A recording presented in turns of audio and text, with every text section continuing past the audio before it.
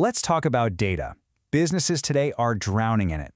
But here's the catch. Most of that data, on its own, is pretty much useless. So the real million-dollar question is, how do you sift through all that noise to find the gems, the insights that actually matter?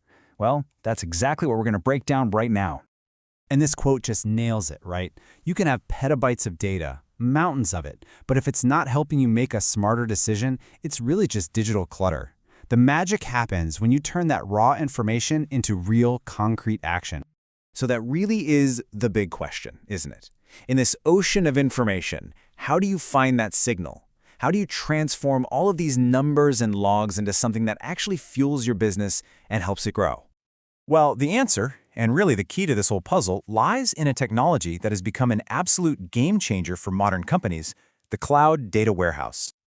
Okay, so let's start with the absolute basics. What on earth is a data warehouse? What does it actually do? So, at its very core, a data warehouse, or DWH, as you'll often hear, is like a super organized central library, but for your company's data.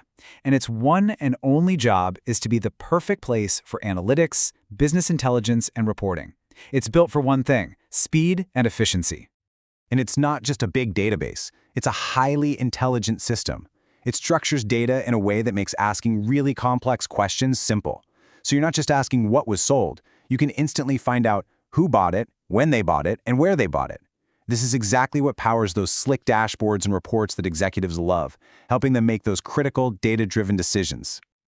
Now, you probably heard another term getting tossed around a lot: data lake. And honestly, this creates a ton of confusion for people. So let's just clear this up once and for all. This really breaks it down perfectly. Think of a data warehouse as that pristine library we talked about, where every book is cleaned, categorized, and put on the right shelf before anyone's allowed to see it. That's schema on write.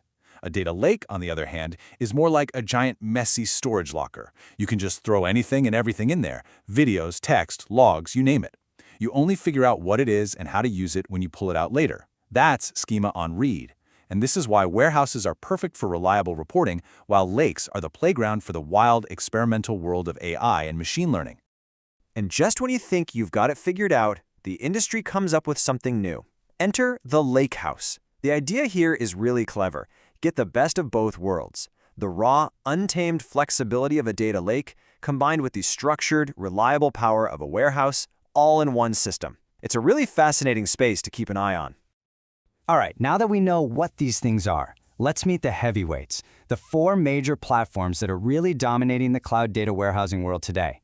First up, we've got Amazon Redshift. You can think of Redshift as the AWS loyalist. For companies that are already living and breathing inside the Amazon Web Services ecosystem, this is often the most natural choice. It's built to play perfectly with all the other AWS tools, which makes everything feel seamless. Bottom line, if your company's foundation is AWS, Redshift is almost certainly on your shortlist. Next, we have the flexible superstar, Snowflake. Snowflake's popularity has just exploded, and for good reason. Its killer feature is that it's cloud agnostic. It doesn't care if you use AWS, Azure, or Google Cloud. It runs on all of them.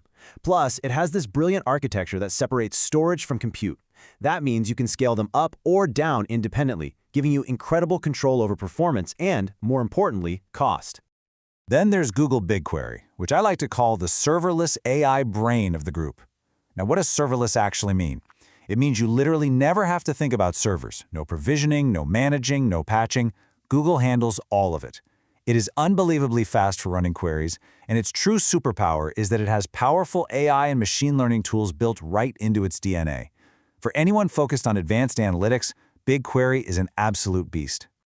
And finally, we have Azure Synapse, which is Microsoft's ambitious answer to the whole modern data problem. Synapse is all about unification. It's an all-in-one platform that blends the worlds of data warehousing and data lakes. It lets your teams use both traditional SQL and more advanced processing engines, all in one place. And of course, it integrates beautifully with the entire Microsoft ecosystem, especially tools like Power BI. Okay, so we've met the players. Now for the fun part. Let's put them side by side in a head-to-head showdown and see how they really stack up. Let's start with a really crucial feature for the future: built-in machine learning. And as you can see, this chart tells a very clear story. BigQuery is the undisputed champion here with full native support.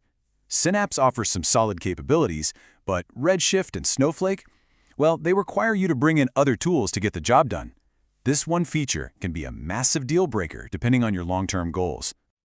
Now for the big comparison. A few things just jump right out. Look at that serverless row. BigQuery's the only one that's truly 100% serverless. For multi-cloud, Snowflake stands alone. And check out the cost models. They are fundamentally different. You've got paying by the instance versus paying per query. The big takeaway here is that there's no single best platform. The right choice depends entirely on your company's ecosystem, your budget, and what you're trying to achieve. All right, enough theory. All this talk about platforms is great, but how does this stuff actually work in the real world? Let's follow a piece of data on its journey, all the way from raw file to business insight. So this is what a typical data pipeline looks like. It all starts with raw data getting dumped into a storage zone. Next comes a super important process called ETL. That stands for extract, transform, and load, which is basically a fancy way of saying we clean, sort, and organize the messy data. Only then does it get loaded into our shiny data warehouse. And the final step? That's when analytics tools like Tableau or Power BI connect to the warehouse to build those visualizations that actually tell a story.